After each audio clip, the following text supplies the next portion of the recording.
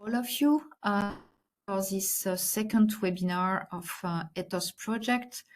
We will focus during this webinar on the victim perspective, so the psychosocial dimension of online identity theft. So you will see and you will meet some of the partners of EITHOS, some of the members of the team. My name is Marie-Christine Bonnamour from Public Safety Communication Europe. I will give later a presentation about the observatory that is being set up for the EU citizens. So you will have a presentation about EITHOS from our project coordinator, Kostis. Then a more specialized presentation about psychosocial dimension of online identity theft by Veronica from the University of Bologna. And then we are also very pleased to welcome a sister project that is working and will present online grooming, so with another perspective and another dimension. And as I said, I will present the different activities of our observatory, inviting you to join and to participate in these different activities. So during this webinar will be recorded. It's a public one. We will make available the presentations as well as a recording. And if you have any questions, because there will be some time for question and answer, please, you can already type them on the chat so that we can prepare ourselves, and we'll cover them at the end of this webinar. So I am pleased to give the floor to Kostis to present EITHOS project. Hello, everybody. Hang on a moment while I'm sharing my screen. So,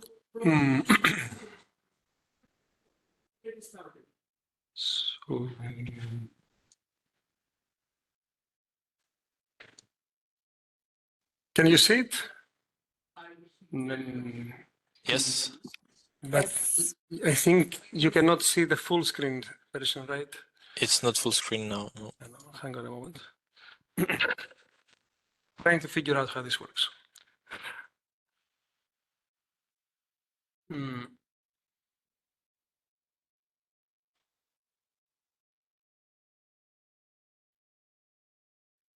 No.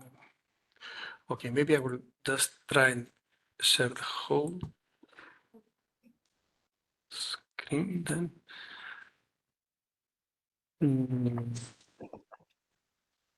Oh well, I will just share the whole screen. Okay. Perfect. Okay, so welcome to the second webinar of EITHOS, and this one is going to focus on the psychosocial dimensions. But first, a quick kind of concepts and a brief presentation of the project. So,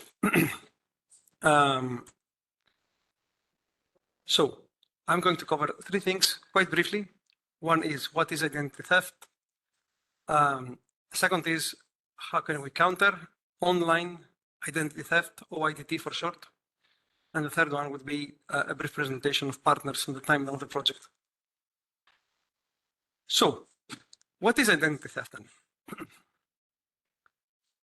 Well, forgetting the online part, for start, of course, our identity includes various elements. Of course, our name is a part of our identity, our role in work, for example, or in an organization, or as a family member might be part of our identity, social security numbers or other numbers, banking information, other official documents, other personal identifiers. All of those are elements of our identity. So what happens when some or all of the above are controlled by someone else, so that someone is posing as the victim and without the victim's consent? This is what we call identity theft. And there are very many examples of identity theft, ranging from the old-fashioned and traditional to the more modern and high-tech. So we have the traditional phone scams, or text message scams. So someone is pretending to be someone else. They might tell you you have won a lot of money, or that you are the inheritor of an African prince. So they are in effect trying to appropriate the identity of someone else, probably someone not even existing, to scam money out of their victim. Other traditional forms, of course, is actual stolen documents, like the physical documents, identity document or passport document might be stolen. Credit cards can be stolen or copied. And of course, even, I mean, since ancient or medieval times, at least, signatures could be forged. And this, of course, is perhaps the oldest example of identity theft. But in modern life, very many of our activities are happening online. So at the same time, a part of our identity is online. And this can create both very many opportunities for us to do more things, but also very many opportunities for people who want to appropriate or steal our identity to do so. So of course we use social media. For some people, social media can be a huge part of life, a huge part of their identity, because this is how the world perceives them. We use email daily for personal or professional reasons. Of course, we use e-banking, online documents, shared documents, online and shared calendars, other communications, Viber, WhatsApp, video calls, text calls, instant messaging. We read our news online. We do our entertainment online with Netflix and online games or whatever. And even we do perhaps a big part of our education online. So there are very many opportunities for both good and bad here. And of course, if one or all of those things are controlled by someone else, like the credentials to access those things, or your photos, your media, your personal information, then this is what we call online identity theft. But how do we counter it? EITHOS is built to try and counter online identity theft, and it has two different pillars to do that. And one of them is, of course, it concentrates on the citizens, you, me, everybody. What we want to do is first inform the citizens of the dangers and that modern technology, and even not so modern technology anymore, but many people are not aware of how online information can be stolen, can be used against them. This might be perhaps older people who are not so up to date with technology, or even very young people, or people that are not very much familiar with it. So of course, everybody, or almost everybody, is going to be using Instagram or email or anything. And many of them are not going to be aware that this can also pose some risks. And if you lose control of your credentials, or even if you don't, and someone else gets your contact data or your photos or anything, they can pose as you, and they can scam your friends or family or co-workers using your face and your name. And then, of course, to educate them how to protect their own identity, how to spot online identity theft in others. So you're receiving a message. You can't trust everything you see online.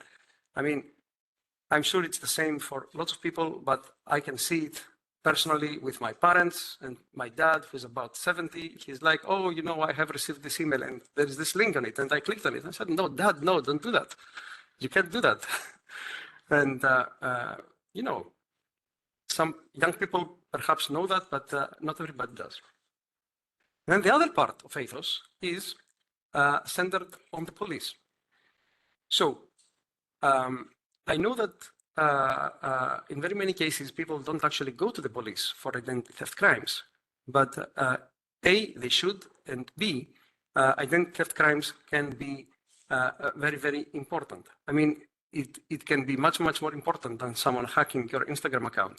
It can lead to fake news. It can lead even to, it can have military consequences if the person who is hacked is a politician or a head of state or is controlling armed forces.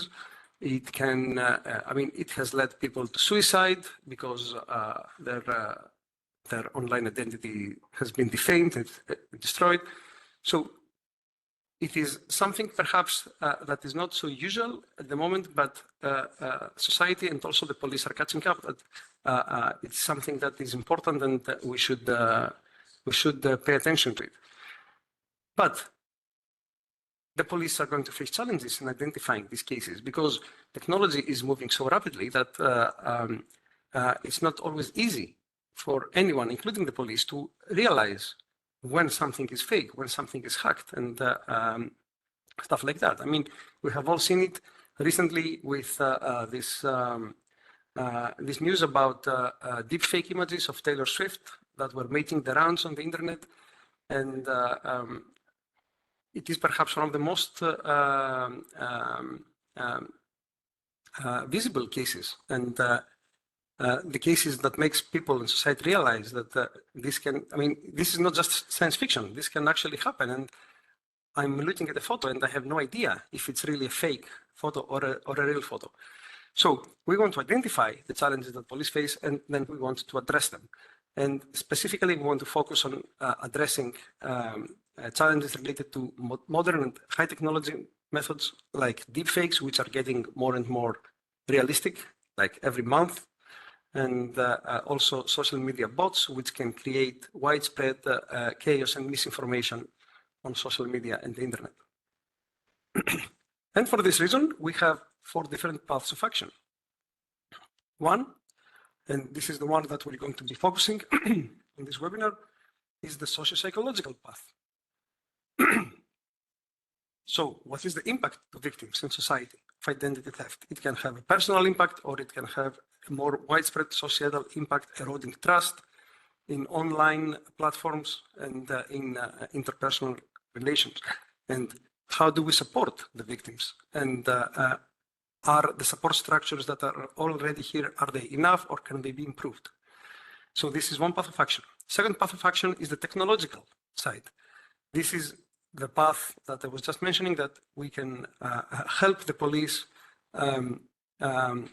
realize what is a deepfake, what is true, what is a botnet, and what is a genuine social media account. And this way we can help them identify and mitigate identity theft crimes better. Third thing is the legal path. So all of this, when we're talking about online crimes, we have electronic evidence, e-evidence for short. And very often, e-evidence might be in a different country. So if, for example, deepfake video is on YouTube, and it's a video of you, and you are, for example, you might be in Spain, but the YouTube servers are in the United States or in any other place, I don't know. So how can this electronic evidence be collected and also exchanged between police forces of different countries, and what to do with it, and how this can be done in a way that is both legal but also feasible. And then lastly, and perhaps this is the most important thing of all, is the public awareness campaigns that we are running. We have already started those, and they're going to be run through webinars like this, and of course through physical events, and through our social media, and through our website. And it will include, of course, information about identity theft and how to how to spot it and how to protect yourself, and also activities like quizzes, games, examples, self-assessment forms, and various kinds of things for different people in different situations. Now, a very brief look into the EITHOS partners. So we have 6 research and or academia partners. We have, of course, a public safety forum, which helps coordinate the whole awareness campaign thing. We have 2 for-profit industry and SMEs that are collaborating with the research partners in order to create these tools for the police that can detect deepfakes and social media bots. And we have 3 police authorities, the police forces of Greece, Spain, and Sweden, that are actively participating in the project and giving their own views about what is needed and also how to approach the public. And the timeline is that the project has started in October 2022. It is a 3-year project. We are now exactly in the middle of it, in the middle of year 2. We have the awareness campaigns up and running. We have all our technical and social and legal research up and running and yielding their first results, and still working on improving and getting more results. And the project is going to end in September 2025, but we hope that the EITHOS Observatory will not end with the project, but it will continue even beyond the end of the project, having all of this information and material and content that we're going to create and being a thing on its own after that, and perhaps even being continuously updated even beyond the end of the project. So we are aiming for a long-lasting impact here. So this was all for me. This is EITHOS in a nutshell, and I'm very happy to pass the floor to Professor Veronica Moretti, who is going to talk to us about all the social and psychological aspects of online identity theft. Thanks, Carlo. Thanks, Kostis. Can you hear me? I hope so. Yes. I'm always nervous when it comes with technology. So now I will share my screen, and you will tell me if you see the presentation. Is that visible? Not yet. Not yet. Great. Okay.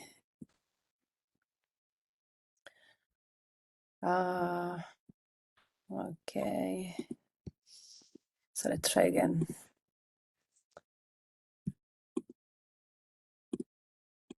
It says that it's connecting. I don't know to whom or why it's taking that long. But maybe Anthony share it and Yes, I can do it. something like It that. always Thank happens you. this to me. I don't know why. I'm really sorry about it. I know that it's always like this, and I'm sorry because I just okay. Don't worry, I'm opening it. Okay, maybe now I can do it. Maybe. Can you see my screen, right? Yes. And now can you see the PowerPoint presentation? You have to No. go Yeah. I'm on the seeing PowerPoint. WebEx. No, I don't see it. Okay. I can share it for you if you want, Veronica. I will try next time. Yeah, I'm sorry. I thought it worked. So please, Anthony, could you share it? Yeah.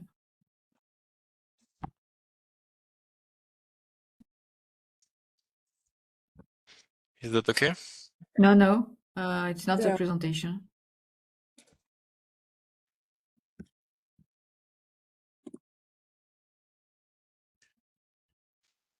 So weird.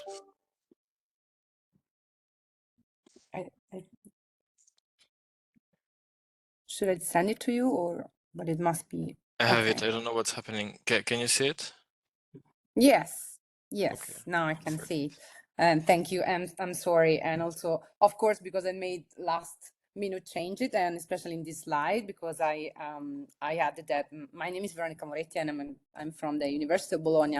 But today I'm speak also on behalf of Annalisa Plava and Antonio Maiturio, and I thank them a lot because we are a part of the let's say the psychosocial team that is investigating what the just Kostis has been describing to you regarding this nice, ambitious, and amazing project.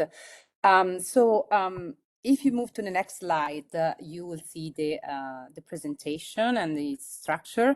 I will touch briefly, I promise. I know that, usually Italians are really verbose, but I try to stay on time by touching these main points, starting from what the literature is saying to us about this type of crime and its main elements and features. But also, of course, the topic of this webinar is the effect of this crime in people's lives, especially victims, so the psychosocial consequences of online identity theft. We also wanted to give you, let's say, an idea of our research. So I will briefly present you some of the main results we obtained from the empirical research. So meaning that our fieldwork, what people said to us, what people are have been telling to us regarding this phenomenon. So the first part will come from the expert, the law enforcement agents, and the second part will be the victim experience. We identified from our preliminary analysis some of the prevention and mitigation strategies. Of course, they are super ongoing strategies, but still this part is deriving from the literature and our research. And then, of course, some future direction we should and we want to take to implement the observatory and an awareness campaign. So starting from the literature, if we go to the next slide, we see as Kostis, so not this, yes, thanks. Kostis explained, recently, this phenomenon of online identity theft has growing a lot, and there are a lot of implications with the digital technology that all of our are currently using in our daily lives. And of course, this is raising both opportunity to us. Let's say, this webinar is held online, meaning that without the technological sphere, we couldn't be to each other. But at the same time, of course, many opportunities appears even for criminals and for frauds. So despite this, it's important. So despite this type of crime is well recognized, very little is still known about the people, the profiles, the needs and the experience of people and individuals who actually suffered from this phenomenon. So what happened to these people that the information has been compromised, misused?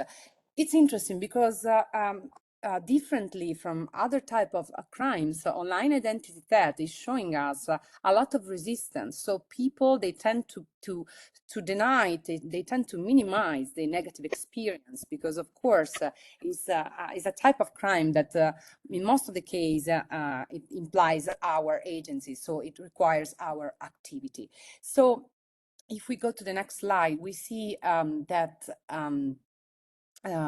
few studies have focused on the effect of resulting not only in the event itself, but the whole process of victimization. And among these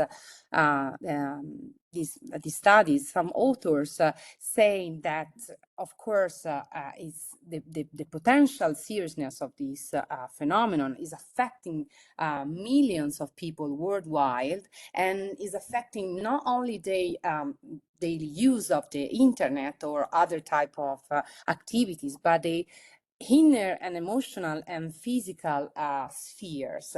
So moving to the next slide, other people have, of course, in showing data, highlight how only in 2018, according to the National Crime Victimization Survey,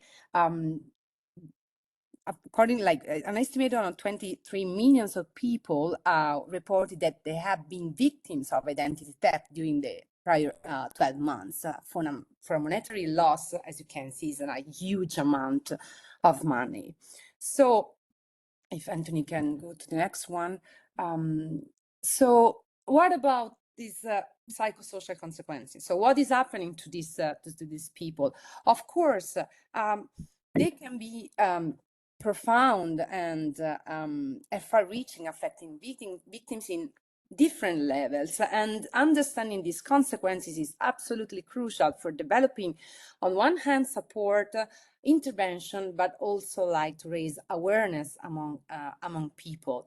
So going to the next slide, we basically see that if we want to group the main consequences, the psychological one, of course, implies anxiety.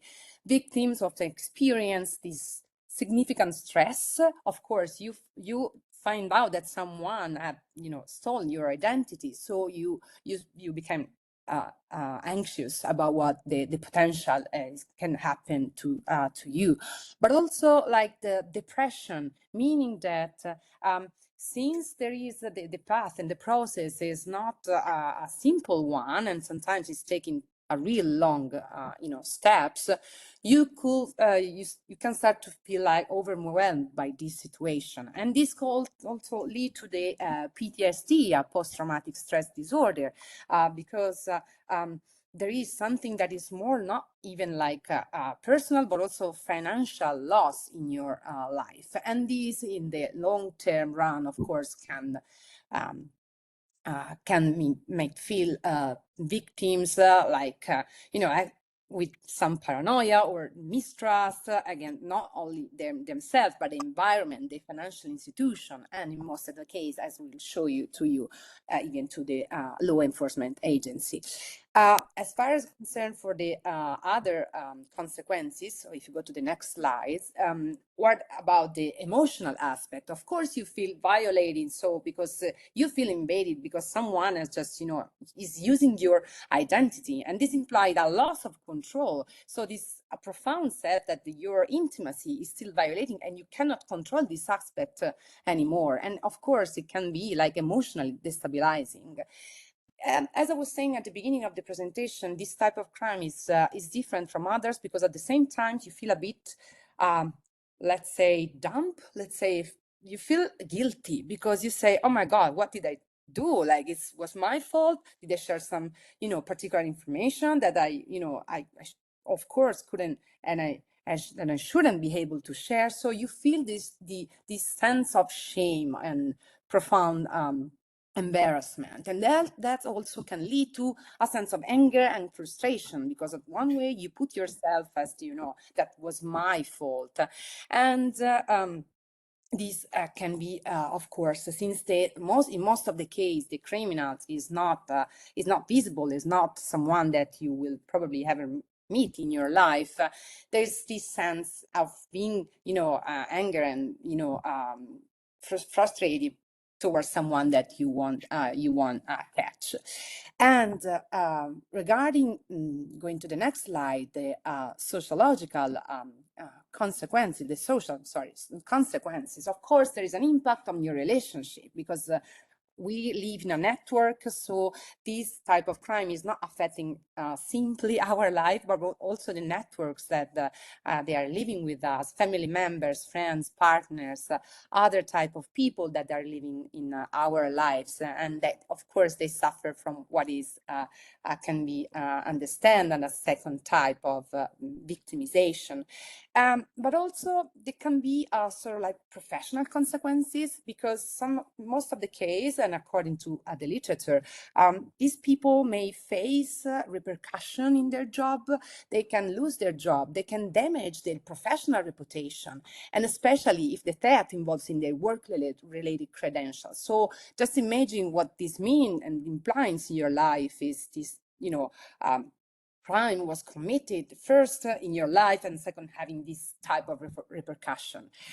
in most of the case, people start because of this and due to this embarrassment, fear, and stigma to they don't want to call anymore. So they just withdraw from social activities and networks because they feel so embarrassed that they say to give up with many things.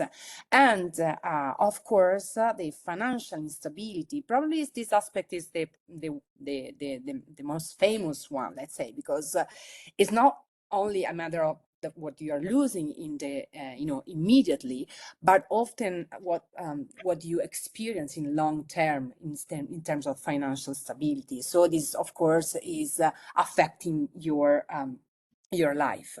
So what we are trying to do with this project, and especially investigating in the psychosocial consequences, if you go to the next slide, I'm going now to present some of the data, meaning that we want to show you not numbers, we want to show you words, we want to show what people they actually said about the experience.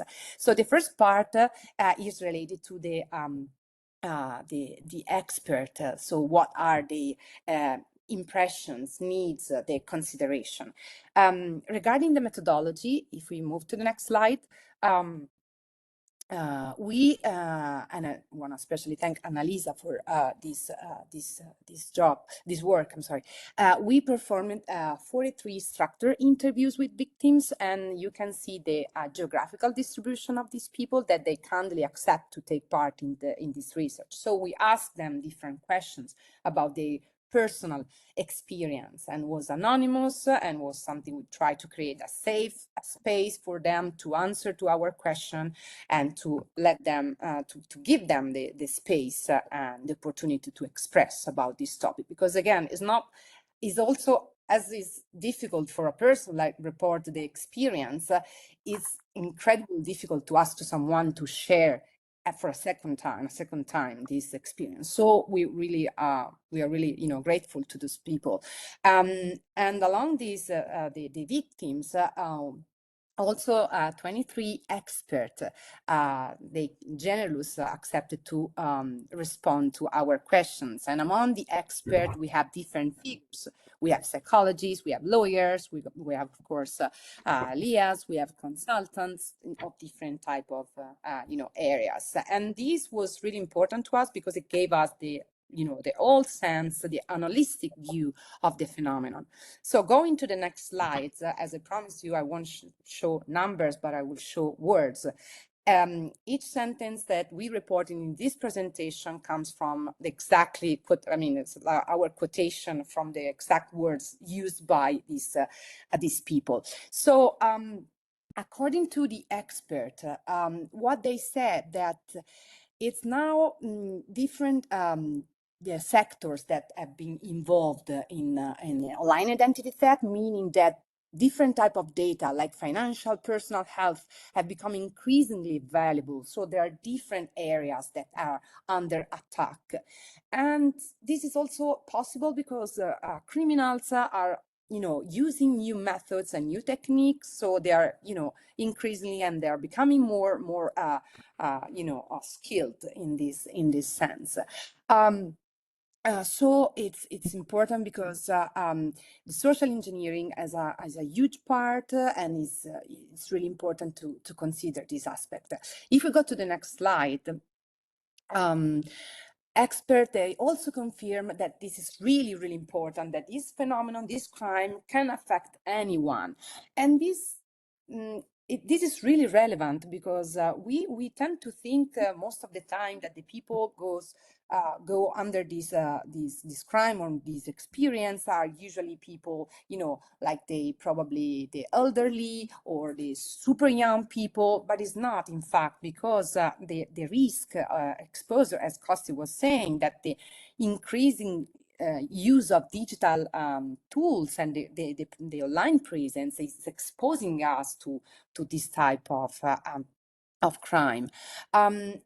One thing that we noticed that is really, is really important is the victims are increasingly digital literate, and so this, constantly be online can be, again, considered as a sort of trap.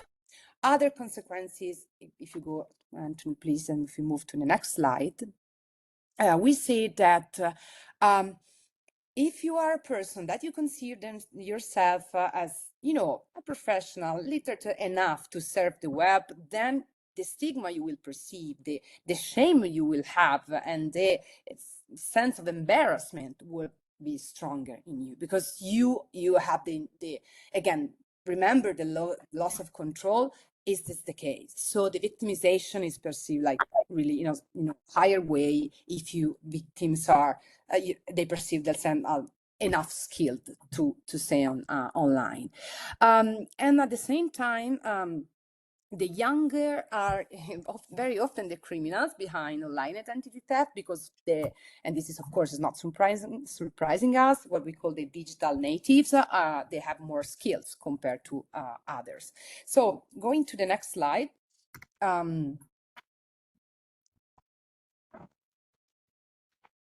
Okay, so what needs for Leah? So what they ask us, or at least they share with us.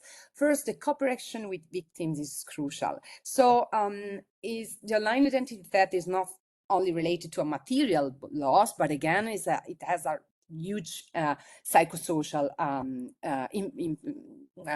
psychosocial dimension, and this orientation is crucial. So there is the need of cooperating with victim, as well as the presence of some, you know, local structure that can really support their job, but at the same time they ask for the presence of psychologists during interviews with police, because it will be fundamental in this moment. Moving to the next slide. Of course, in terms of prevention, it's important because it's really important to raise public awareness, and that's, you know, our hope, and that's probably what we are doing even today. Trying to invest in even stronger multinational cooperation. We know that, especially with the online dimension, is not anymore you know, local presence, because we can be victimized by someone that's, you know, just live outside our country or another state or whatever. So it is also important, even in this case, try to invest in many resources to you know, improve the work of expert, and try to you know, fight these crimes. So moving to the next slide. What about victims? So I showed you what, you know, experts say, but what about the people that actually live the experience? So moving to the next slide. Here is the social demographic profile of some of the of all people, the people accepted to take part into our research. As you can see, in terms of gender, there is a sort of balance. Women were like slightly more than men, but still is not really different in terms of who was victimized. What is interesting, if you look at the age bar, you see that again, the age, people between 27 and 42 years old are the one that experience the most this type of crime. And you will say, of course, maybe they are the one that spend more time online. And that can be true. But if we think, and if we look at the pie chart, which is the level of education, and it's really important, this variable for, I mean, at least sociologists is one of the, you know, crucial one, because it's sort of like predict some of the behaviors and some of the repercussion, and going you know, against every type of ideas. Here, the people who were if you see the level of education, most of them was attending college, or, you know, went to the university. So this is really important, because again, your level of education is not something that can prevent you to be a victim in the future. So going to the next slide. Here, what about gender? We have a specific, we put specific attention into gender. And again, here is really important, because if you want to see the age group, if you want to map the vulnerability, you see that women are, again, slightly, you know, higher than men, even in the level of education. And what is interesting for what concerns gender, if we move to the next slide, it's related of what type of crime they say they affected them the most. So these are the main field, of course, the social media, so your social identity, and your, let's say, like economic identity. And most of the time these fields are even interconnected, meaning that some people can, you know, just use your identity to sneak into your social media profile and obtain some of your personal and economical information, and to ask money or whatever. So going to the next slide, because I know that my time is running out. Here is the like the type of a cyber attack that the people taking part into the view admitting the most. So being a victim of catfishing, meaning that is a type of crime that most of the time implies even a level of aggressivity, being aggressive towards you. So this was really interesting to us. If you go to the next slide, Anthony. Here are these are the quotation and what people said, and most of the times they say that they perceive this level of, like, as not only the identity was stolen, but also like this anger and the sort of like punishment they perceive because of political position, or as you see from, and then that's why gender in this case is really important. Most of the women say, was a link back to a porno site. So there was something like a sort of like real bad revenge for them, really aggressive, attitude. So to the next slide. What is also important is seeing what people are actually doing after being victim of this of the online identity theft. And that's unfortunately most of the majority of them, they say that they admit that they didn't seek for any type of support from the police, because these can be really since they admit that this type of crime for them, it was not so clear the process, was not so clear the immediate path you should take after the victimization. Most of them, they didn't asking for any type of support. So if you move to the next slide, please.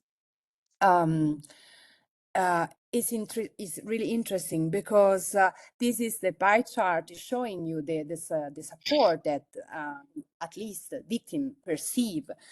So it's not the real offer, but the perception of these people that say that they weren't feel supported because it's again, there is not a clear structure under in fighting this crime. There is not a clear and legal procedure that they should take. So this is really for them it's something that is discouraging them from asking help.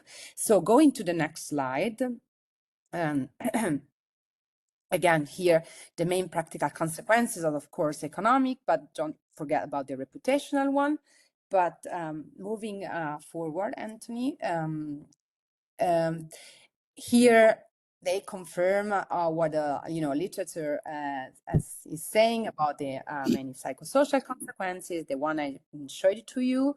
But if you go to the next one, we see, okay, here we are. We discussed with Annalisa about this slide a lot, because if you see this chart, you say, okay, how much time and effort people they use to solve the problem. And then you see, oh, the majority say 1-2 days. That's great, right? Okay, meaning that it's not that complicating to solve this problem. But actually, it's not, we should read this data, seeing that people, they don't think that solving the problem is basically just, have justice, or like have a legal process or a law enforcement intervention.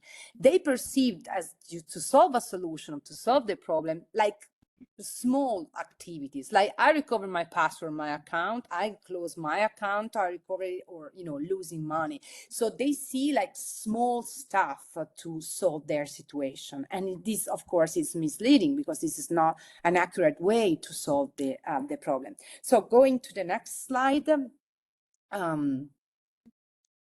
again, what their needs for victims, what they said, that they really want to feel this, and they just wish for this implementation, immediate implementation by the institution, having more control and security, probably have like more severe penalties for criminals, and other type of things, including raising awareness. If we go then to the final part of this presentation, so what we can do in terms of prevention and mitigation strategies. So coming from our data, coming from the literature, what we can in this term. So going to the next slide, you see 4 type of interventions, like the legal and financial, psychological, community network, and long-term recovery and resilience building. So going into like in specific of these each aspect, and if you can go to the next slide, Anthony. So legal advice, meaning that, and financial guidance, we should try to provide access to some legal advice to understand this ramification of the theft and to take proper actions. At the same time, it will be really important offering counseling to help victims not only in the psychological way, but even in the financial one. So to navigate the complexities of recovering from this financial loss, what they can and should do.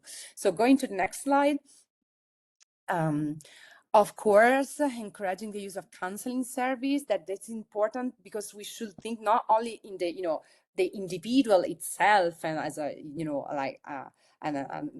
an isolated entity, but trying to have even like support groups or online forums where people they actually can share experience, educate victims and their networks on the common emotional responses such as anxiety, depression, feelings of violation. These feelings are fine, and they should be find the right space to express these feelings. Going to the next slide, and I'm almost done, I promise. Support networks, so establish connection with these not only the direct person that experienced the victimization, but even with her or his friends, relatives, other people surrounding this person. And of course, awareness campaign, organizing workshop campaigns to educate the broader community about risk online and importance of being even supporting responses to victims. And next slide will show you how we could invest in this type of training in terms of like building what we can call a digital resilience, how to safely manage your personal information online, mitigation future risk, and provide victims and their networks with the ongoing education, as the online network is evolving and it's something that is changing so fast. So to conclude, and going to the next slide, future plans within and hopefully outside EITHOS, what we want to do is, of course, reaching more virtual community to share our data, to spread it's not a mission, of course, but it's a research, and most of the times the two things can be interconnected. Try to include victims and their networks in our project is really fundamental, and try to co-produce different strategies with different experts to promote awareness. And I think the next slide is the last one. So I really thank you, and I'm sorry if I took more time for this presentation. No, Veronica, you didn't take more time, and and your presentation is really very interesting. So no problem at all. So thank you very much for this large presentation. Now we're going to go into a more specific topic with online grooming. So I would like to give the floor to Theresa Ryan-Rouger from the CESAGRAM project. So Theresa, the floor is yours. Okay, thank you very much. Very interesting presentation as well, very informative. I'm going to try and share my screen. If it doesn't work, Anthony, are you on board? Yes, still. I'm not sure. It's not working for me. Maybe can you share, please? Yeah, you're sharing the screen and not the application, so I can I mean, I can share it if you want. Yeah.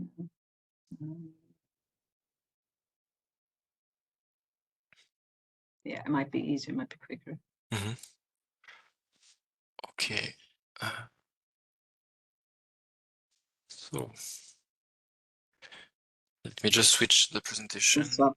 Yeah. And so on. Of course, PowerPoint is not has some problem with me. Okay, opening it.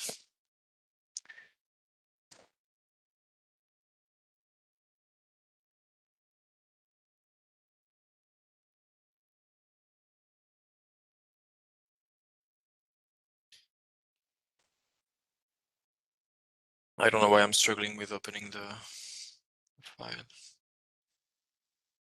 Okay, I think it's good. Taking time. So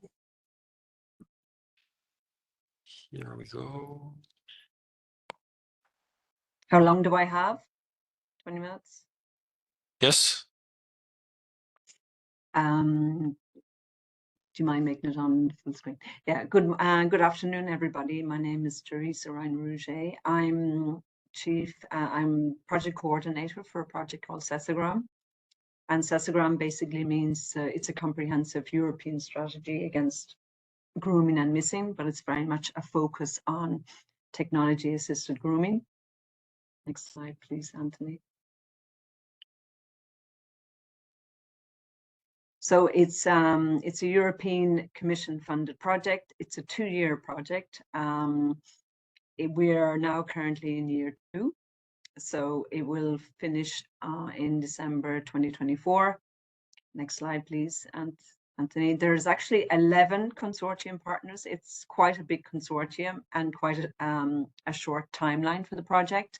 So we have partners from all over. We have a European Federation for Missing and Sexually Exploited Children. We have Centre for Security Studies. We have FBK, so Research Centre in Italy. We have KU Leuven, who are very much focusing on providing a legal component to the project. We have Smile of the Child, an NGO from Greece. We have the Ministry from Justice from Greece. We have the Centre for Research Technology, CERTH. They are our Greek consortium partner developing the AI tool. We have the Marie Collins Foundation from the United Kingdom, very much focused on training modules.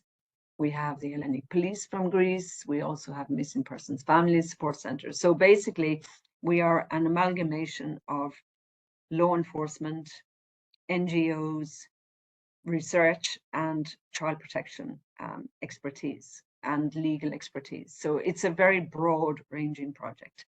Next slide, please.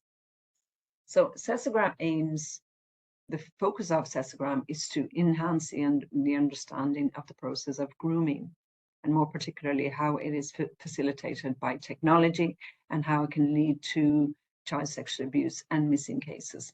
What we've seen at Missing Children Europe, and I'm representing Missing Children Europe, and we are a partner in the consortium, is that there's a huge link.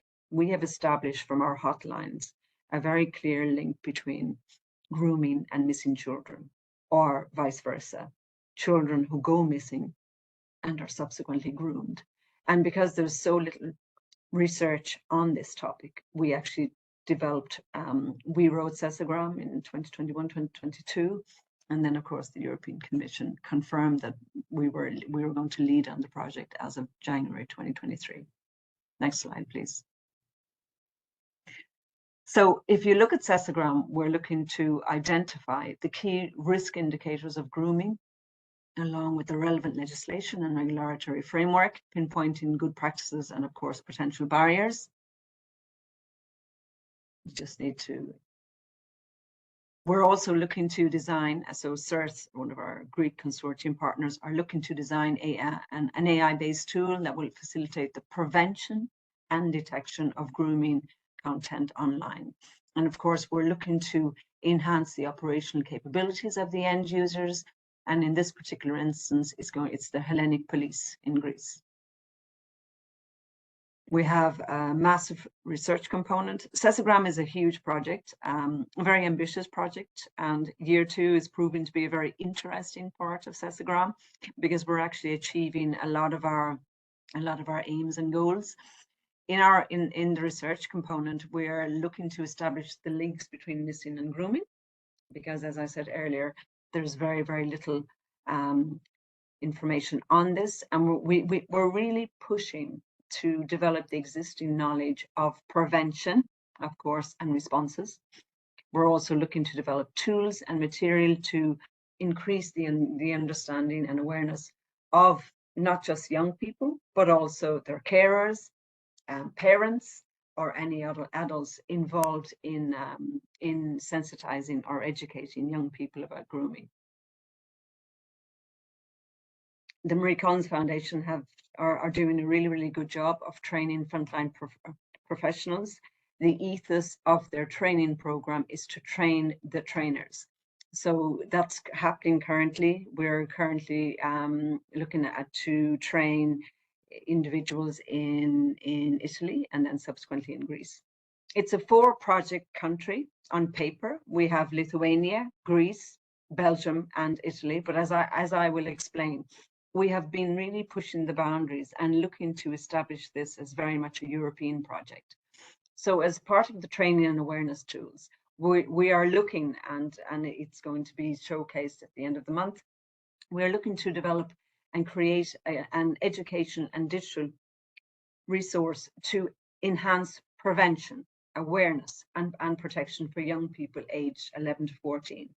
We're also looking to support frontline professionals. So we have created this educational platform. It's been designed to complement in-class activities, to address child sexual abuse prevention, and to establish connections between missing persons issues, and to link grooming and missing and grooming. This creation of the gamified digital platform is designed specifically to empower young individuals in recognizing grooming behaviors and to provide them with tools to understand how to self-protect, to enhance their understanding of what grooming is and how it could potentially lead to negative consequences in their lives.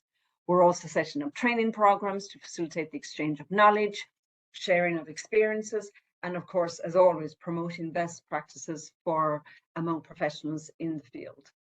Next slide, please.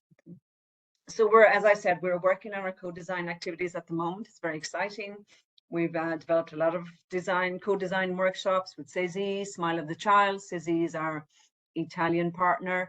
Smile of the Child are based in Greece. So we've already, we're already looking to see what is the impact of CESAGRAM. And already in a survey with 74 professionals between Italy, Greece, and Lithuania, we have had very, very positive feedback on our training, on our co-design workshops. I have attended the workshops. They're extremely informative. They go over a couple of days.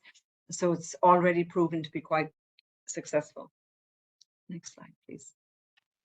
So the guidelines for the educational intervention are basically, we're starting from stories and concrete cases. So we're using real life stories. We're also focusing on the emotional aspects. So it's the emotional aspects of grooming and violence. And we're looking to explain to children working in this with us to how to understand their emotions, how to understand the emotional manipulation often used by perpetrators. We're also looking to identify dangers, but also to establish strategies, go beyond saying this is dangerous, but providing practical strategies and tools to the younger audience how to identify, how to protect, and to basically be safe from grooming and online violence. We're also looking to add peer support. We're really looking to, because a lot of children are being groomed, and we have noticed from, it has been stated in a lot of research that peers can teach peers and peers learn from peers. So we're promoting the idea of peer support, friendships as an extra protective factor. We're encouraging friends to look out for friends, peers to look out for peers, so that they may be able to identify and eventually protect their friend who is in danger. Disclosure is a massive issue, and it's a topic that is really something that is discussed quite frequently with online platforms. Children do not disclose. Why? We are trying to encourage them to actually talk about their grooming experiences, create spaces where it's non-judgmental. Many do not disclose out of fear. It's very similar to what the professor from Bologna said earlier on. They're quite similar. They blame themselves for getting into the tricky situation. Fear. There's a lot of issues linked with disclosure, and we're really encouraging them to work on that and to establish, of course, this solid link between grooming and missing, and the link between missing and violence. Next slide, please. So the survey results, and as I said, this is year 2 of CESAGRAM, so there is a lot happening. We already have impact, and we've noticed that they all love the gamified platform, and they're all very skilled at using it. And the gamified platform supports engagement. A lot of the children who use this platforms talk about it. They feel safe. There's a safe reporting environment linked to the gamified platform. And professionals, of course, play a crucial role in understanding what the gamified platform is, what it can do, and also in ensuring the safety of the environment within the gamified context. Because, as you know, a lot of grooming goes on gaming platforms. So we're basically pushing to emphasize there's gaming and there's gaming, and there are positive impacts from using gamification, from our perspective, very much to educate, to sensitize, and to teach how to self-protect if something is happening online. The downside of gamification is that many of the digital age children are used to online games. It could actually trivialize the learning process, because for them it's seen as a switch off point and have fun point, and not really a learning exercise per se. Some of them emphasize there was a lot of distractions that actually diminishes their focus. We all know that there's a diminishing learners' focus, particularly since COVID-19, and particularly since the extensive online use of the internet. So it is hard to keep their attention. But what we've seen is that there's more positives than negatives. We have developed a really interesting education curriculum that we're currently in the process of translating, and it's not just informing, identifying dangers and creating self-awareness. It's also very much a hands-on education curriculum where there will be a lot of role plays. There will be a lot of physical involvement of the children asked to join these role plays, and it's going to be a learning tactile experience. There's information on how to identify dangers, how to identify perpetrators. There's a kind of a block end of information, but a major component of our education curriculum is self-awareness, their bodies, their boundaries, when to say no, what is wrong, what is right, healthy versus unhealthy relationships. And of course, this will subsequently lead to more personal safety online and offline, because we all know that grooming, once it starts online, in many of the cases, in the majority of the cases, it leads to offline abuse of the child. And prevention and response, we are not here to say tech is bad. We are not here to say do not speak to strangers online. What we're really trying to push through is an understanding, not just through the bodies and boundaries discussions, but also how to make informed decision making. provide knowledge on how to react, how to stop grooming, and to create awareness and educate young people around us. So it's an education curriculum with a difference. Next slide, please. So the next steps, we are, it's going to be tested. We're piloting in Italy, Lithuania, and Greece. We've already targeted our 400 young people and 200 educators.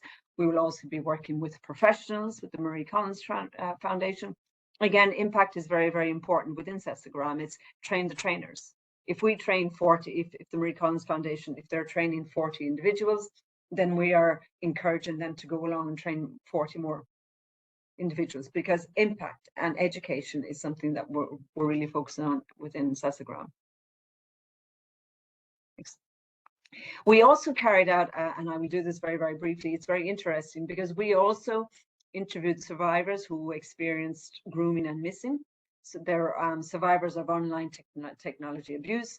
The methodology that we used were trauma-informed, semi-structured interviews with 20 European survivors. That's why CESAGRAM, there are 4 project countries, but it's actually, we have looked at all of Europe, particularly through our survivor study and our legal mapping. But here we noticed that the majority of them, they were abused online or groomed online between the ages of 8 and 17, where the abuse can last between 2 days and 10 years, and 2/3 of them experienced going missing. We only spoke to individuals over the ages of 18, because of course safeguarding is a huge component of the CESAGRAM project, and we're also very, very keen on pushing the survivor voice out there. So next slide, please. It's really interesting because we've terminated the interviews, we've terminated our internal report.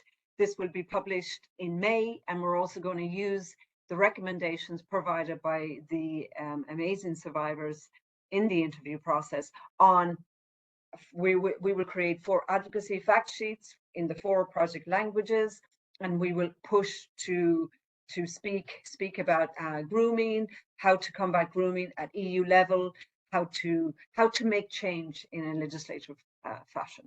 So it's very exciting. We're currently reviewing the report, and it will be published in May. Next slide, please.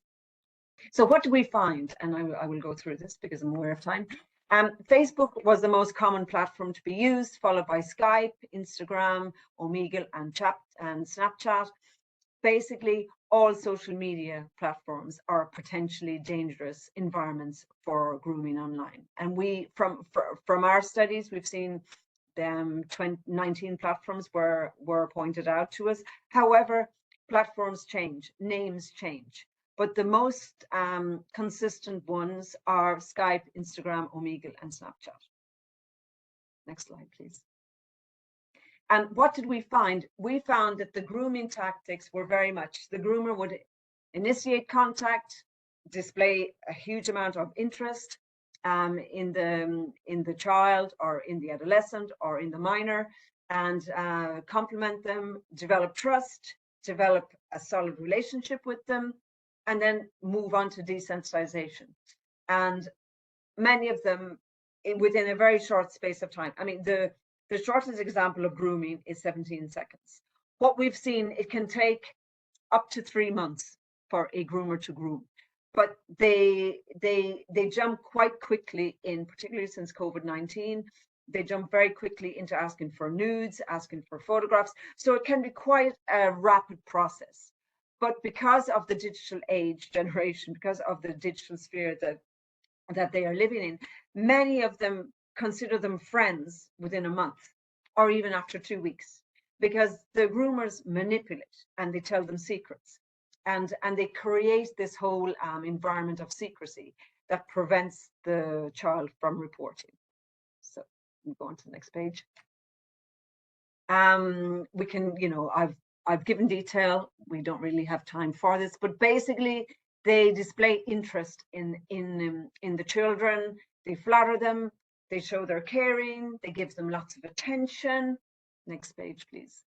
Many of them are available online from 8 a.m. to 3 a.m. They are always there for the child. So the child becomes dependent on them for love, for interest, for compliments. So it's very much a manipulative process. And many of the groomers induce such a sense of responsibility on the children that even though 65% of our cases stated that they were contacted by the groomers, the groomers somehow manipulate the child or the minor into thinking that it was their fault. It's your fault.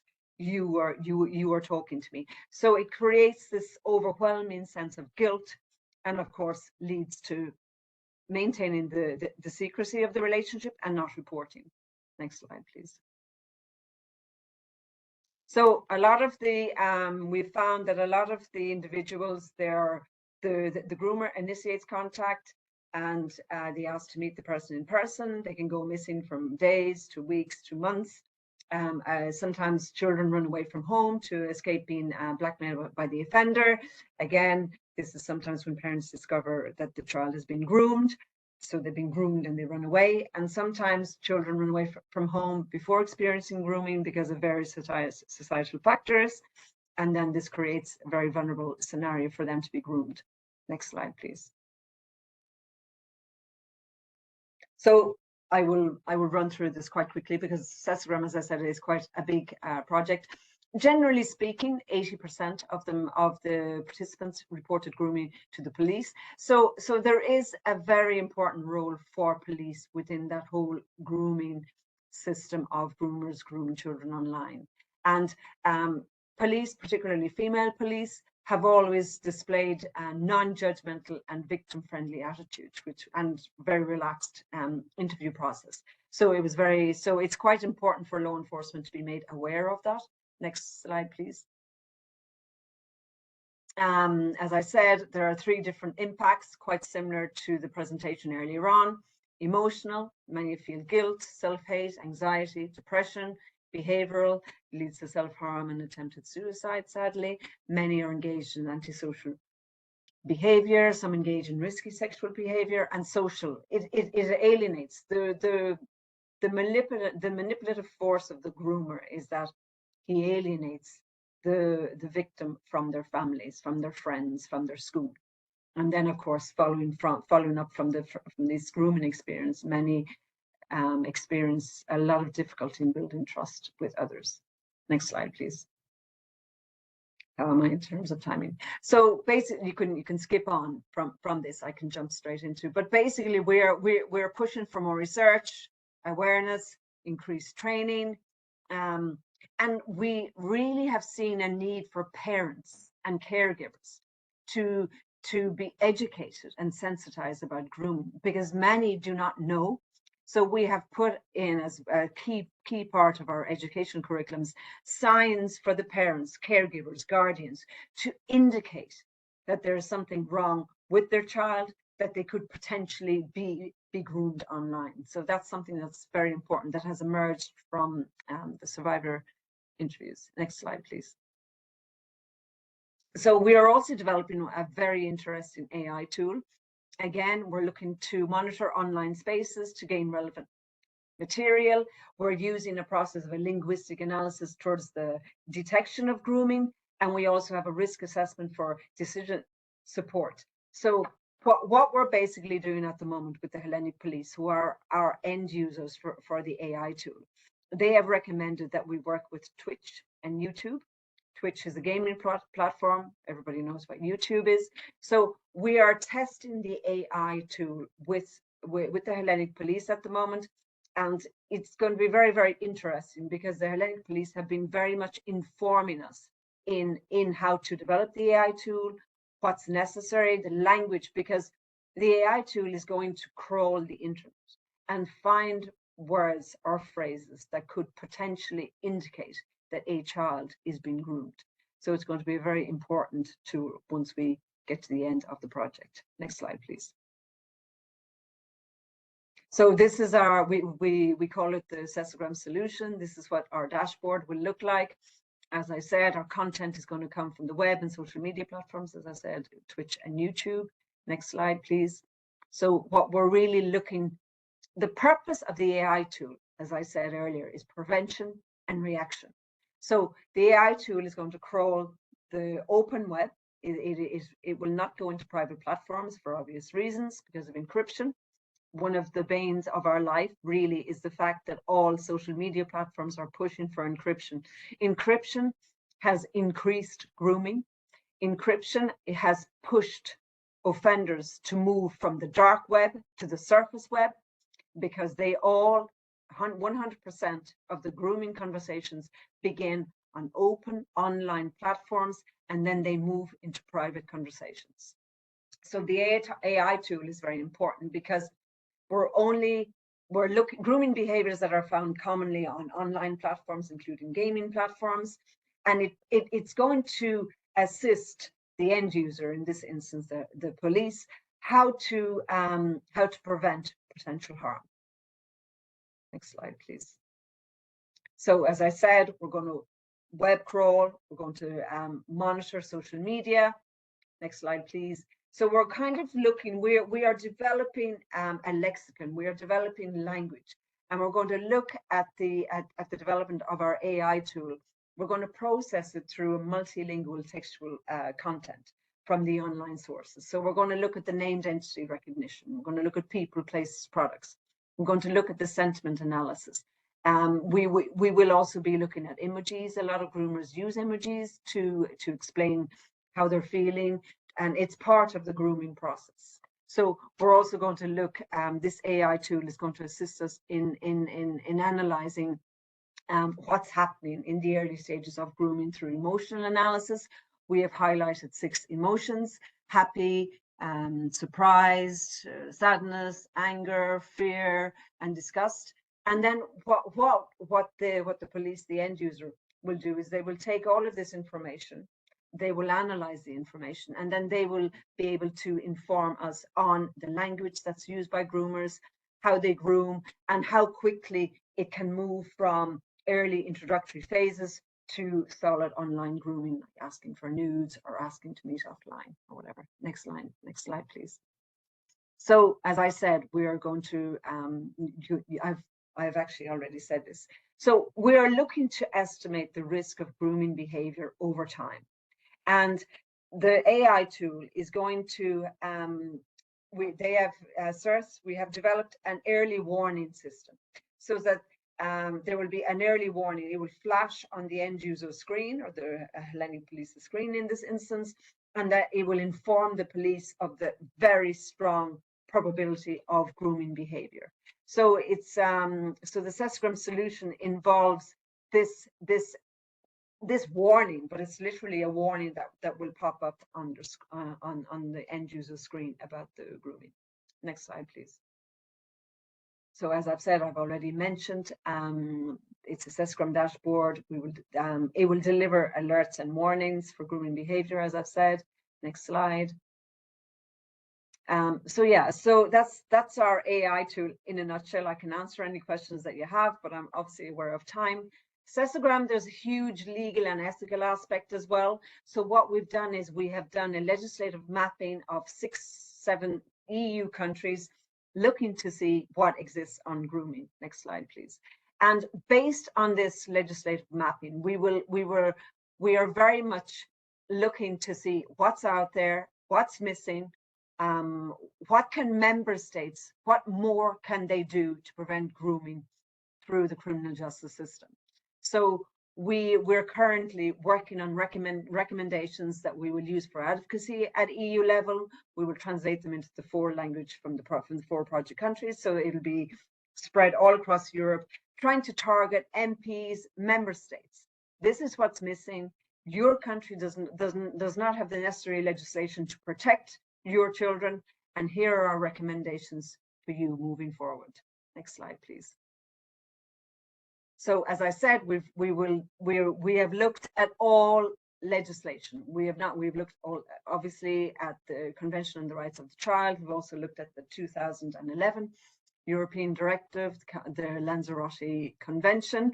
But basically, our focus is to provide recommendations, but comprehensive recommendations, and to approach legislation and policies to reduce. We would ideally like to absolutely eradicate grooming online, but we are very, very aware that that's because of the explosion of grooming that's even happened since the beginning of January 2024. But what we're really focusing on is making sure that we can actually get rid of this system of impunity and maybe just try and get groomers put through the criminal justice system. We do not have enough case law on groomers. Not enough individuals who've been groomed report. Some of them are not even aware that they've been groomed until too late. And some of them are threatened that if they report, their lives or their families' lives are in danger. So we're confronted by this horrendous situation of impunity surrounding grooming online. Very few case law in any country. So what are our findings so far? As I've said, there's legislation around child sexual abuse, but there's very little around grooming. And we've drawn a lot of inspiration from the Online Safety Act from the United Kingdom. But again, that is just, it's one small country. We are looking to basically target all of the EU. So yeah, so I've summarized that. What's happened with grooming is that children are being groomed online, and sometimes they're not even being met offline. Children are being groomed online. They're being groomed to exchange images of themselves, to send nudes, and even to engage in live streaming. Sometimes the groomer doesn't even touch the individual that they've groomed for days, months, or even years. All of it has been done online through live cams, videos, but this online grooming, and a lot of the legislation deals with groomers if they have met the child beyond the online internet system, which we are completely not in agreement with, because the impact of online grooming, even if that child or that minor has never met their groomer, the impact of being viewed or being live streamed and viewed by hundreds and hundreds of individual groomers is just as negative on their psyche and has just the same amount of negative impact on the individual who's been groomed. So that is something that is a huge change in criminal justice legislation that we would really appreciate seeing throughout Europe. Next slide, please. Okay, I did it in 25 minutes. As I said, it's quite a long project. There are a lot of components to it. Please email me questions. I've given you very much a whistle-stop tour throughout the CESAGRAM project. But so thank you very much for your attention. For your attention and presentation on the presentation of all the hard work that you are performing with CESAGRAM, with the project and all the partners. I will have questions, but I will address them later on. Now we can move to the next presentation. I will give you an overview of our activity within EITHOS for the campaign. So I will share my presentation.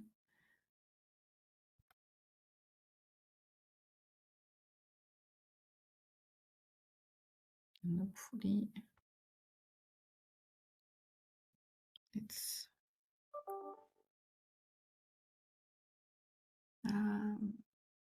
I think that is this one. Yes.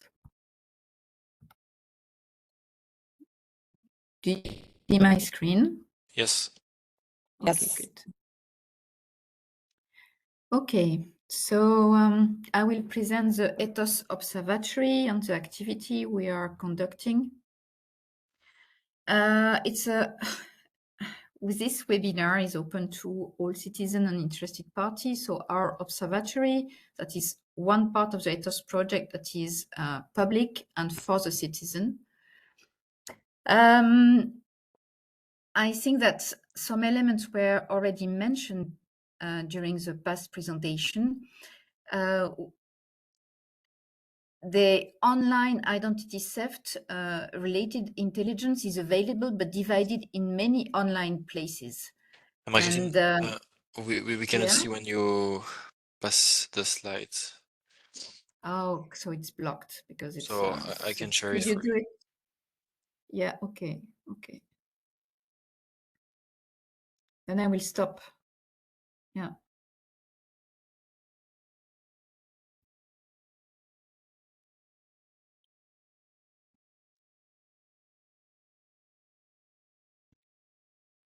Okay, so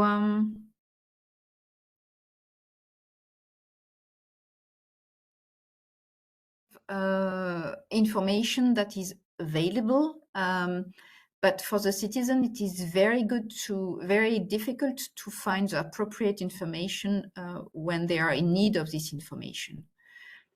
And also there is a lack for the European citizen of information and about the means to report a cybercrime. And that was mentioned in many of the presentation. We know that there is a large proportion of unreported cybercrime. So the idea of the observatory is to have a centralized and accessible gateway to find easily and effortlessly information. To the next one, Anthony. So what is our plan and what do we want to have on the observatory? As I said, we need to have a centralized portal with a lot of available information for the prevention and protection of our citizen against online identity theft. So we would like to have on this observatory presentation of cybercrime trends, guidance and tips on how to protect the data of the citizen from being stolen, support for victims, also some of the interesting outcome of the project research that could be published, and questionnaire and survey to engage with the citizen and for sharing experience. Some of this information will be the result, of course, of semi-automatically scanning of the web, because we'll use also data-driven knowledge extraction methods, and other information will be provided by the different partners. Our perception on how to present the victim. We want really to support them and to provide messages that will focus on recovery, prevention, and empowerment. And also, of course, have empathy for the victim. We had the analysis and the presentation from Veronica that a lot of victims, they feel guilty, ashamed, embarrassed. And we know that any of us could be a victim one day or the other. So we really want to help them to feel more confidence and receiving support.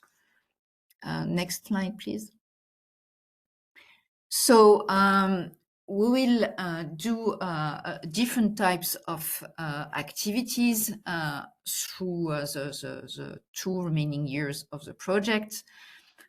We want to disseminate through the observatory different awareness campaign using different activities. So here is a list of the activities that we are conducting. And I will go into some details for some of this activity. So it could be comic strips. We did the interviews, the survey, workshops like this webinar, for example. We want to display a deepfake creation tool. We want to test the level of awareness and education of the citizens, so using spoof emails, for example. So I will present some of this activity in more detail, so you can go to the next one, Anthony. We have also a questionnaire for victims, because we consider that it's very important that victims share their experience and help us to improve again our analysis of the psychosocial impact of OIDT. So that is something that is made available on the observatory. Next one.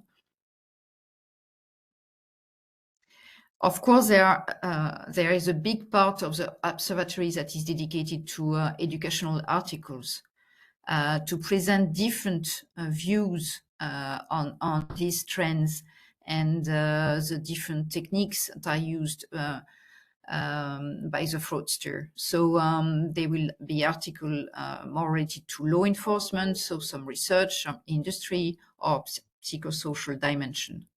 And that will provide, of course, a more complete view of online identity theft situations. Next one. Also, there are different relevant information that could be found in the frequently asked questions. So that is also a tool that is very useful for citizens because they can find practical information, short answer to their questions. Next one.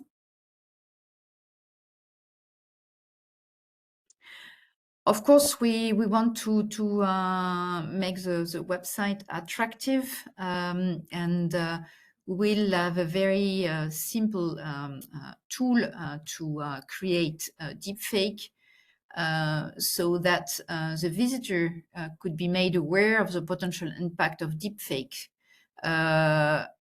on an individual as well at societal level. So this will be made available on the Observatory. We'll have a demonstration. We are participating to the EU Open Days next month in Brussels. And that will be one of the tools that we will use to really show to the citizens the impact of a deepfake. Next one.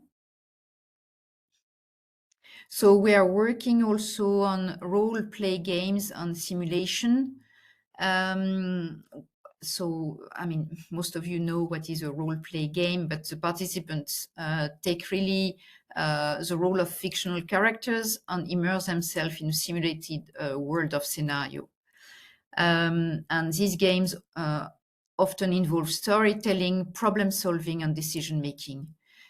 For us, it could be a very powerful medium for raising awareness by providing players with immersive and empathetic experience. So we are creating this currently, preparing scenario, and we would like to use that during workshop for LAs to focus on the support of victims or in some other public physical events.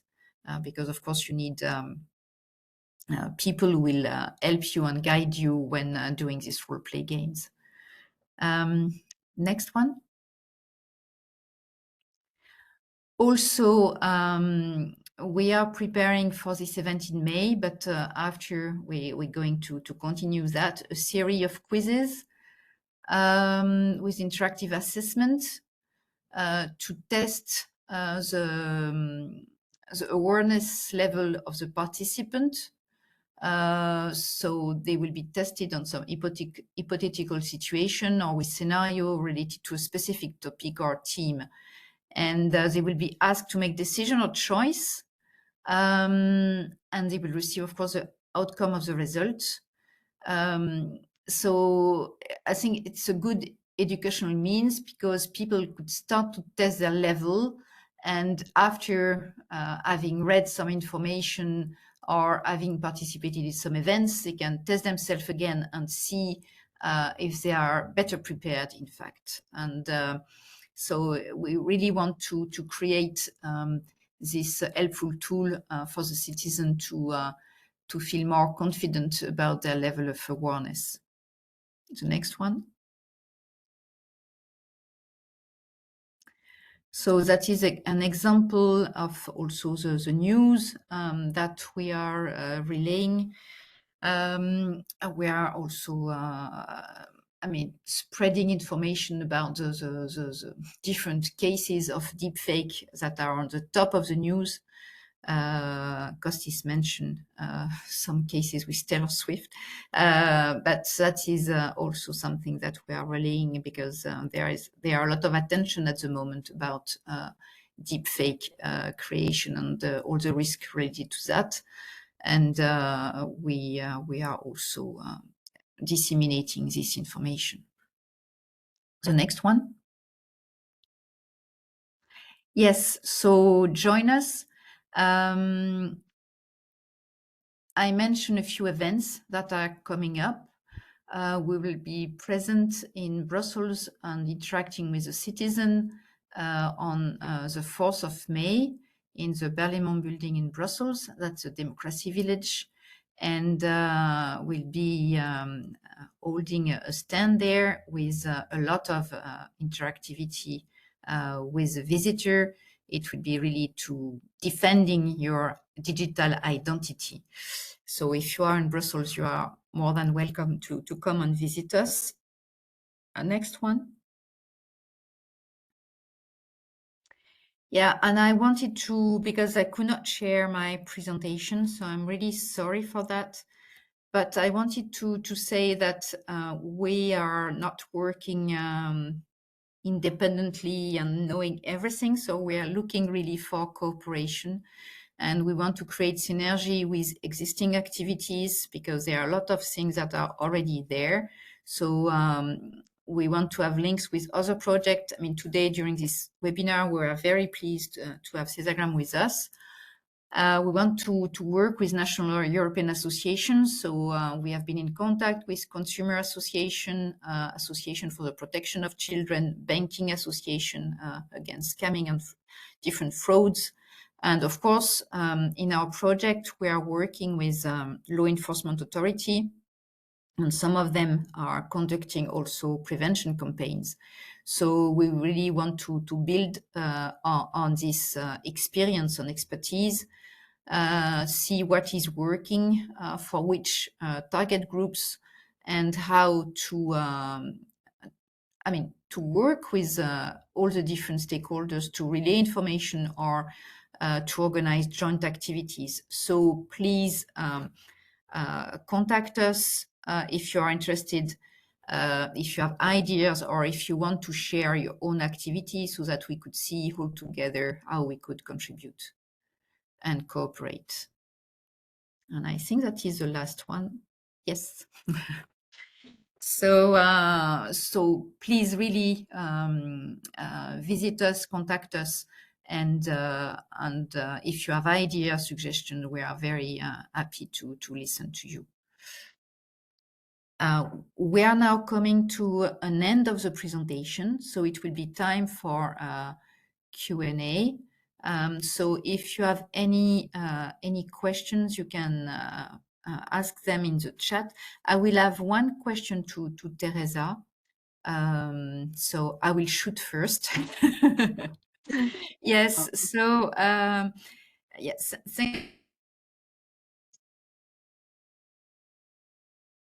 Currently, to raise this warning. I was just curious to see if you had already contact, because you mentioned YouTube and Twitch, if you had already contact with Google or Amazon. Not yet. Yeah. Not yet. No, Okay. it's a very good question, and it's obviously something that we are discussing. But we were just advised by the Hellenic Police to start with a gaming platform, Twitch and YouTube for the moment. But of course, we will look to move on to other platforms afterwards.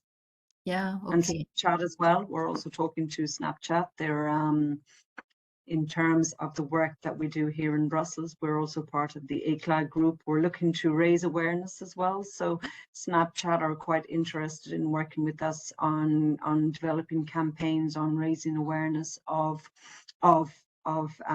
children reporting and the importance of reporting. But that's it's not part of CESAGRAM, it's just part of MCE work. But CESAGRAM is very much a grooming and missing project with and I really must emphasize it's a team effort. There are 11 consortium partners, and I think everybody agrees. Anybody who works in a consortium, it is definitely, there's very much positive synergies going between all of the consortium partners, and everybody works together. So it's very much, I'm representing the partnership, but and I'm representing CESAGRAM because unfortunately some of my consortium partners couldn't join me today, but it's very much a team effort. So yeah. Thank you, Theresa. Well, I think in European project it's like this. You have to build and to find and combine the expertise of everyone. And so I don't know if there are some other questions or remarks on the different presentations. about online identity theft, trends, content of EITHOS project, or the presentation from Veronica as well, about the psychosocial dimension. Yeah, it's just if I do have a question.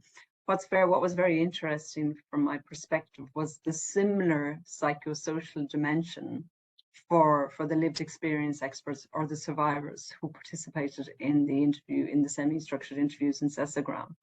I mean, there's depression, there's shame, so it's quite similar. How do you anticipate dealing with these psychosocial symptoms from the perspective of fraud, from the perspective of deepfakes, because they would be quite traditional dealings, well, side effects for survivors of child sexual abuse and grooming? Oh my God, that question is really difficult to answer, but it's really important because one thing, of course, is we can't prevent these people to feel what they feel, right? Because of course it's being a victim implies a lot of emotions, a lot of the things you mentioned: depression, anxiety, anger. In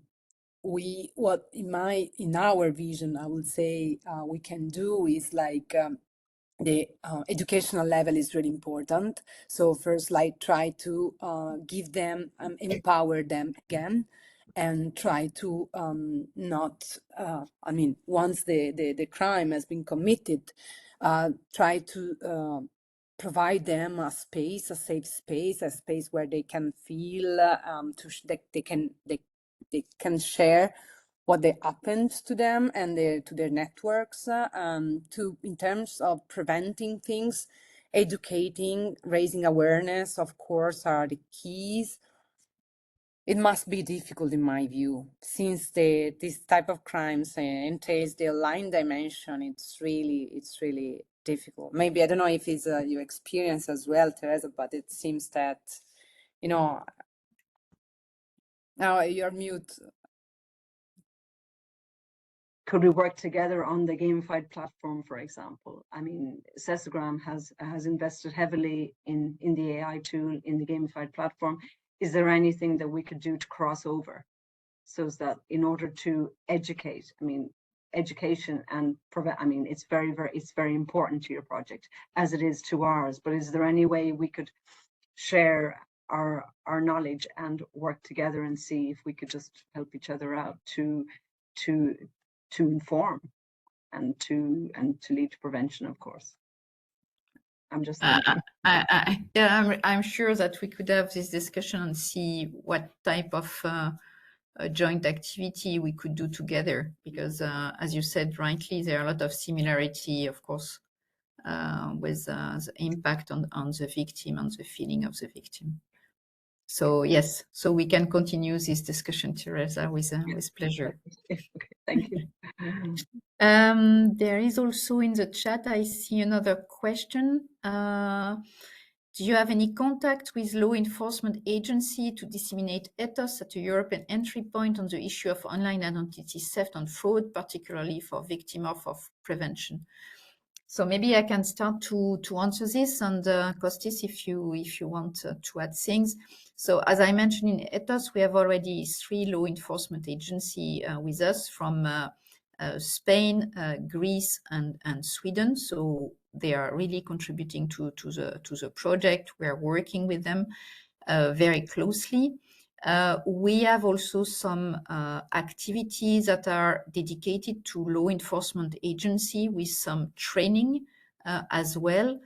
For example, we will have dedicated session reserved to law enforcement agency, and then we are inviting different European countries to participate on the support to the victim, because that is also, as mentioned during the presentation, there is a need for the victim to be supported also by the police when they report what happened to them and when they are filing a complaint. So we are also doing these activities with the law enforcement to share with them and to train them about the technology, but also by some other aspect, and the victim treatment is one of these aspects. Kostis, I don't know if you want to add something. Yes, of course, and I mean, last but not least, besides all the police authorities that we have in the consortium, and of course we have also met external police authorities through other projects and through joint events and so on, like the Bavarian police, for example, and but also some others. But of course, we also have contacts with Europol, and they can be a very helpful contact to do exactly what Jonathan says, to try and disseminate and establish EITHOS as the entry point on this issue. Yeah, and we have also links, and we are establishing relation with the different cybercrime department of the police in the member states, and also, for example, in our advisory board, we have also the French authorities as well as the Belgium who are kept informed of our activities. So we are trying to spread among all the LAs as much as we can.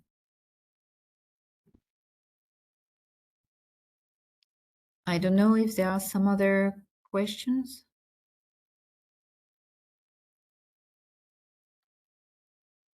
You're welcome.